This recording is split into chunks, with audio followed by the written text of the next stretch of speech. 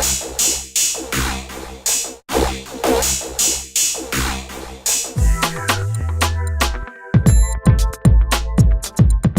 thing I'd say is if you're a home buyer, for example, I'd say sit down, partners, and just write down your essential criteria and your desirable criteria.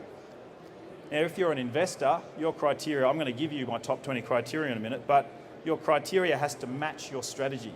So what do I mean by that? I mean, if you're going for a positive cash flow strategy, you've got to buy areas that have high rent demand. If you're going to go for a strategy of high growth, you've got to buy in areas where there's really limited supply, but very high demand. And that would typically be in areas that's predominantly owner-occupied with a smattering of investors. So I'll give you my top 20 criteria. You don't have to scribble the notes down because this particular 20 criteria is on my website and you can download that for free. But the top 20 criteria, first thing to look at is price. Who thinks of the exit strategy when they buy a property? Okay, that's fantastic. If you think of your exit strategy, not just getting in, but how do you get out of the property? I recommend you buy within around 20% of the median price of an area. So let's think of an example.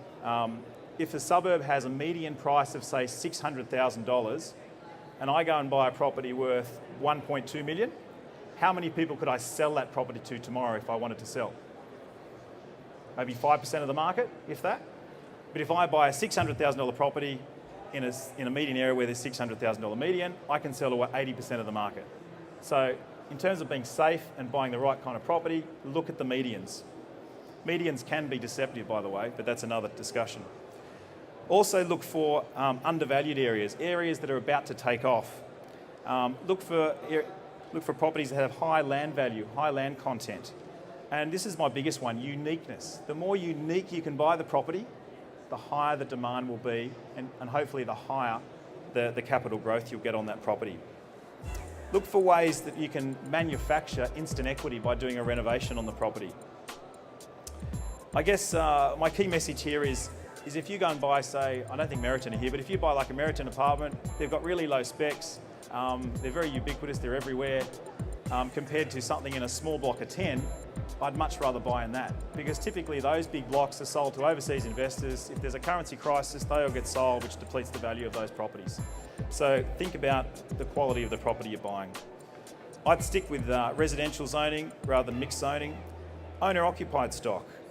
What is that about? I go for areas that have a high proportion of owner-occupiers. Owner-occupiers look after their properties more. And if there's 80% owner-occupiers, that means there's 20% landlords. There's less competition in that suburb to rent my property out. So that makes a difference.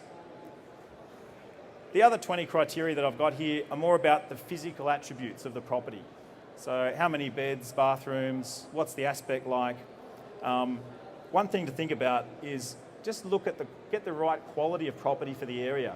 Like in some suburbs in Melbourne or in Sydney, for example, you may not need stone bench tops and stainless steel appliances. It might be an overkill. So just think about when you're investing just how much you can put into it. You might fall into the trap of over-capitalising there.